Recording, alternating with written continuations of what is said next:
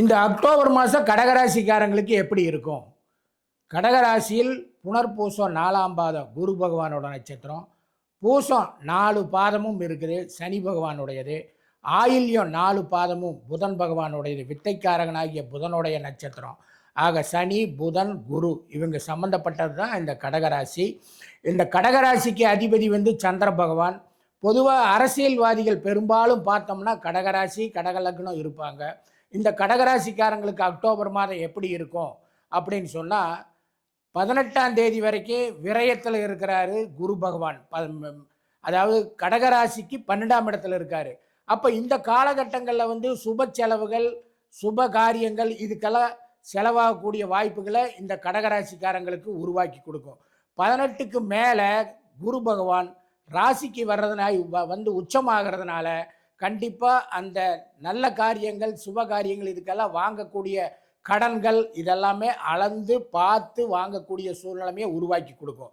ஏன்னா அந்தணன் தனித்து நின்றால் அபகீர்த்தி மெத்த உண்டும்பாங்க. அது மாதிரி குருவாகப்பட்டவன் தனியாக நின்னான்னா அந்த இடம் சரியாக வராது. அவரோட பார்வை தான் நல்லா இருக்குது.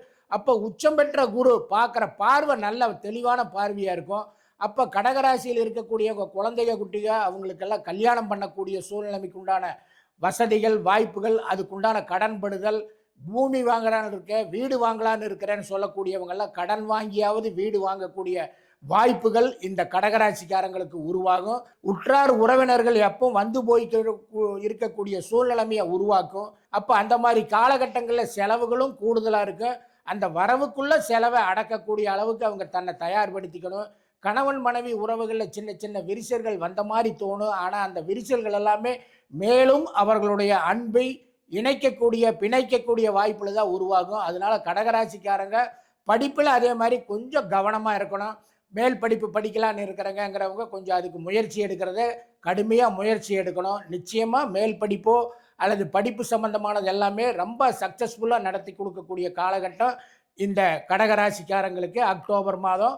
ஆக அக்டோபர் மாதம் அப்படிங்கிறது பொறுத்த வரைக்குமே கடகராசிக்காரங்களுக்கு ஒரு சிறப்பான மாதம்தான். இந்த 12 ராசிகளுக்கு உண்டான பலன், பொது பலன் தான் நான் இப்போ சொல்லியிருக்கேன். அக்டோபர் மாதத்துக்கு ஒவ்வொருத்தருடைய தனிப்பட்ட ஜாதகத்தில் இருக்கக்கூடிய கிரக அமைப்புகள் இதையெல்லாம் வச்சு தான் முக்கியமாக முடிவு பண்ண முடியும். அதுபோல் உங்களோட தனிப்பட்ட வாழ்க்கையில் உங்கள் ஜாதகத்தில் எப்படி எதிர்காலம் இருக்குது, என்னென்னங்கிறத பற்றி தெரிஞ்சுக்க விருப்பப்பட்டீங்க அப்படின்னு சொன்னால் கீழே இருக்கிற நம்பருக்கு கான்டாக்ட் பண்ணுங்கள்.